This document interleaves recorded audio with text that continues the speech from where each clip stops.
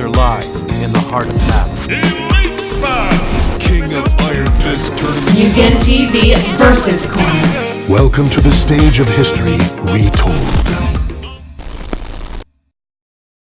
Hey guys, it's MugenLord here, and I'm back again with another video. I hope you guys enjoyed the past couple of videos I've uploaded this week. I know I've been consistently dropping videos back to back, just giving you guys what's on my mind for the past couple of days, and I'm learning to do that. If there's things, whether if it's negative or positive by a particular game or topic or issue, I decided to say, hey, why not just post it up and just I guess you could say wish for the best, you know. So we're gonna move on with this video. This video is gonna be pretty much anime games related. I know we talked about Dragon Ball Z Kakarot about 3 days ago, and like I said before, man, the reviews on that, the comments on that is just ridiculously hilarious at the same time. But I appreciate the feedback that you guys have left. So we're gonna go over to event hubs. I know during Gamescom we had got a full trailer and some more gameplay for the One Punch Man, a hero nobody knows, and they had dropped a trailer showing off the gameplay and also some other characters and everything. So I figured that, hey, why not, let's just check out the trailer, give my opinion on it and everything. And from what I've heard, this is ridiculous. This is definitely ridiculous, but we're going to definitely check this out. We're going to read, I guess you say, the article first, and then we're going to jump into the trailer. So let's just dive right into it. So it says a new trailer unveiled for One Punch Man and Hero Nobody Knows at Gamescom 2019. Terrible Tornado, Silver Fang, and Atomic Samurai have been revealed to be playable fighters, which that should be obvious. I watched the first season of One Punch Man and enjoyed the hell out of it. I've been hearing mixed responses about season 2 so far for One Punch Man, but I may check that out sometime later this fall and see how, you know, how I will feel about it. So it says we also get a glimpse at Saitama's gameplay. You know, canonically, One Punch Man is extremely overpowered as he is virtually invincible and beats every opponent with one punch. Yes, hilariously, this is exactly how Saitama appears to play in this upcoming arena fighting game. So of course, One Punch Man would be seen from the earlier trailer that they showed us that there's definitely going to be another arena fighter, which I don't have issues with arena fighters, and I'll definitely get into that after we finish the trailer and everything, in my opinion, about arena fighters. Based on what's shown in the trailer, there's a bit of a catch when using Saitama, as this is a 3v3 arena game. Having Saitama on your team forces a handicap on the player in return for an automatic win condition. Oh my god, here we go. Saitama is a hero that always arrives late while fighting. A mini screen appears that shows Saitama running with a timer. By performing combos and perfect guards, Saitama's timer is reduced. That does not sound like a great idea. Once he finally arrives on the screen, he turns out to be a character that's probably unbeatable. Although the opponent can attack him all they want, Saitama does not appear to suffer from taking damage or hit stun. A single attack from Saitama will deplete an enemy's entire health bar, just like it would, you know, is representing the anime. So, you know, that makes sense, but the main drawback for using Saitama is that you have to survive long enough while using 2 characters against the opponent's 3, which I wouldn't call it a drawback, especially when it comes to these anime fighters, especially arena fighters and everything. You can pull some shenanigans out your ass, and this can be exploitable, in my opinion. One Punch Man and Hero Nobody Knows is slated for a release on PS4, Xbox One, and PC. I'm surprised no Switch release. As of right now, no release date has been provided. So if you want to go right into this trailer real quick, let's go dive right into this. Let's go full screen this baby.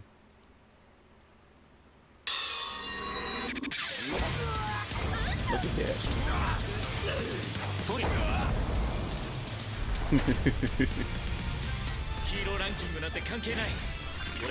I really love the anime. Yup, got the timer right there.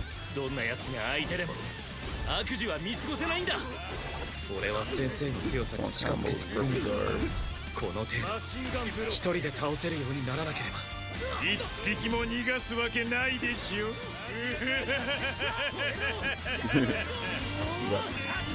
勝てる勝てないじゃなくてここで俺はお前に立ち向かわなくちゃいけないんだ。よくやった。ナイスファイト。あなたやるわ。他のゴミとは明らかに違う。なんか俺がなりたかったヒーローと違う気が。Expressions is crazy.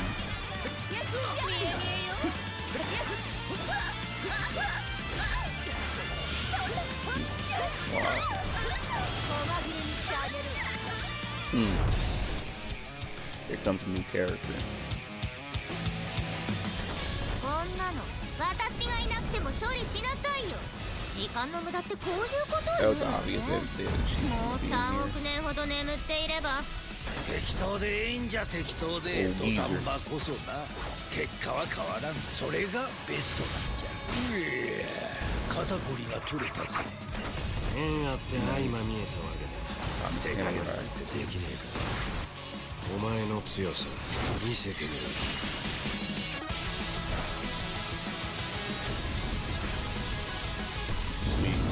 One Punch Man, a hero nobody knows. Okay, so coming soon. So yeah, no release date. So let's go back. So yeah, so this is the thing about One Punch Man. This is the thing that I have concerns about, and I have issue when it comes to anime fighters or anime arena type games. The thing about it is I have no issue with arena fighters at all. I think arena fighters can be pretty fun if done right. I think they have a lot of potential to have some competitiveness to it, because I enjoy fighting games. You know, I'm not a super competitive player, but I do love the competitive aspect to fighters, and balance is a real, you know, is a vocal point to fighting games. And even when it comes to arena fighters, I love balance in my fighting games, and arena fighters could produce that competitiveness as a traditional fighter if certain elements gets, you know, I guess you say tweaked, it gets fixed to be able to make it a much more enjoyable competitive fighter and everything. And when it comes to One Punch Man, and when it comes to anime fighters in general, companies, especially when they want to do these type of games, they want to make it as close to the anime as possible, and want to give anime fans, you know, that legitimate anime feeling. They want to make you feel like you're playing as that character from the anime, and there's nothing wrong with that. But it also come at the cost of, you know, breaking the rules to like traditional fighting games, and that's where the game becomes unbalanced, because they want to fit so many elements to replicate the anime and take from the anime, and they push balance and other fighting game mechanics to try to, you know, to make it a much more solid game aside, but make it much more of a mindless button masher, and just to make it all out stupid fun, which is nothing wrong with that. You don't need a game to be competitive for it to be fun at all. But I think these games can appeal even more if you can be able to bring some of those competitive players over to give games like this a try, and other anime fighters a try. And now in this case, they want to replicate the anime, One Punch Man, and we already know Saitama. This dude would just destroy you with one hit, and you can't even hurt the guy.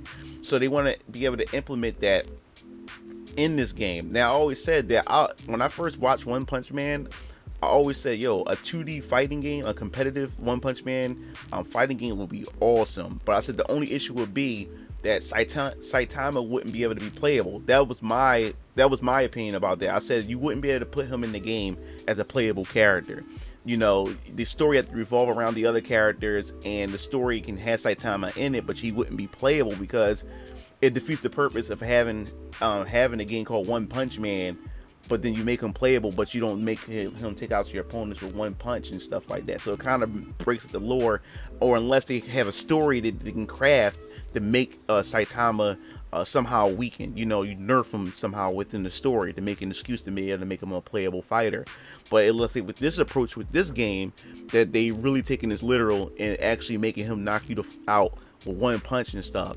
So now the thing is, they try to create conditions in order to make this possible. This game is a 3v3 fighter, so pretty much it puts the player who puts Saitama in their party, it pretty much puts them in at a handicap, because while the other opponent has 3 fighters, he or she only has 2 fighters, because Saitama is going to appear late to the scene. And as you can see the window, which they've shown that you see him running, trying to arrive on the scene. Now the issue with this is they're telling you that, hey, you know, you're at a disadvantage. Your goal is to try to survive or take out your opponent before either Saitama shows up, or try to hold your guard until, you know, he shows up. So either way, if you're the person who has Saitama on your side, you can still take out your opponent without Saitama showing up, or you can just hold off until Saitama show up. So it's still a win-win. It still can become a win-win situation. Whoever has Saitama, is because, for the simple fact is, they also allow you to reduce the timer by performing perfect guards and other, you know, situations that require you to reduce the gauge. Now the thing that really concerns me is, for some reason, when it comes to your arena fighters, when you have this whole perfect guard system and everything, if you can look in the gameplay footage, you clearly see that the other opponent has the opponent in a combo, and the opponent pretty much perfect guarded and was able to teleport behind the opponent, which means that you can pretty much mash the guard button, you'll eventually get the perfect guard.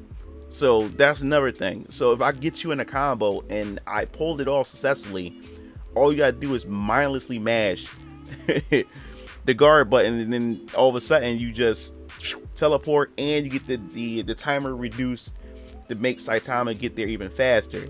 So now all of a sudden it changes the whole meta to things, because you're going to have players that's going to build the perfect strategy in order to be able to get Saitama out as fast as possible. You're going to have players who's going to sit there and pretty much, I guess you can say, camp the whole time. And some players, like I said, how these games work, some of the strategies that cheap strategies people come up with in fighting games is downright cheap and ridiculous at times. And I can see people finding out ways how to camp, how to avoid the opponents. They can milk the timer as much as possible, and people's going to find ways to perfect perfect guards and other strategies to reduce the timer. And then you're going to have a whole frustrating mess of frustrated players, you know, getting destroyed when Saitama show up and getting nervous trying to take out the opponent and stuff. So it's going to be pretty much a game of catch. You trying to catch your opponent and stop them from camping and everything, which still put them in a favorable position, because most people who try to rush down their opponent because of a timer, or if they have the most health, will eventually slip up, and you can be able to punish them and all sorts of things like that. So that's the thing that has a concern about the whole Saitama gameplay mechanic. I know they wanted to find a way to make him playable or to have him in the game, but this mechanic right here, I can see this being abused, and I can see this being frustrating on the receiving end of all this.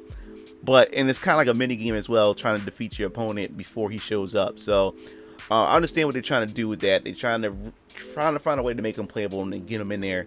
But as far as I said before, as far as arena fighters, the 3v3 mechanics, it looks like it's going to be a fun button masher, and it's a shame that we'll probably never get a truly competitive. Well, I did hear, yeah. So it is a shame that we still have yet to get a real true competitive anime 3D arena fighter. I did want to get to My Hero Academia, but after hearing from a few friends and people I know in my social circle and seeing some of the gameplay, that they were saying that you're not going to really get anything competitive out of that, and the game can get extremely broken and busted as well, as expected. It's become traditional with 3D arena fighters. But I definitely want to hear your thoughts on this. What do you think about this whole One Punch Man, the hero nobody knows, fighter, 3D arena fighter that's coming out for the PS4, Xbox One, and PC? I'm surprised there's no Switch release. What do you think about it? Do you think this game's going to be fun? Do you think this game is going to do pretty good? Do you think this game is just nothing but another mindless button masher that Bandai Namco is continue to cash in on when it comes to anime licensed property? Because Bandai Namco, they lucked up. Namco lucked up when they merged together with Bandai because they have access to a lot of shonen and just a lot of anime properties, so they can just constantly keep putting out anime properties, opposed of Tekken and Pac-Man and other properties that they have. They can just constantly keep putting out these anime games and stuff like that. So what do you feel about the whole anime fighters at this point, and most of them, majority of them being 3D arena fighters? Do you not care that they're not balanced? Do you care that it doesn't have to be competitive? You don't mind that they're starting to feel the same and be the same in a particular sense? And do you not mind that it's just they're mindless button mashers? I definitely hear your thoughts in the comment sections below. If you enjoyed this video, definitely hit that like button, share it, hit the subscribe button, and if you want to hear more news related to anime fighters and just anime games in general, just hit that bell to be notified. This is MugenLord signing off. See you Game Fiends later. Peace out.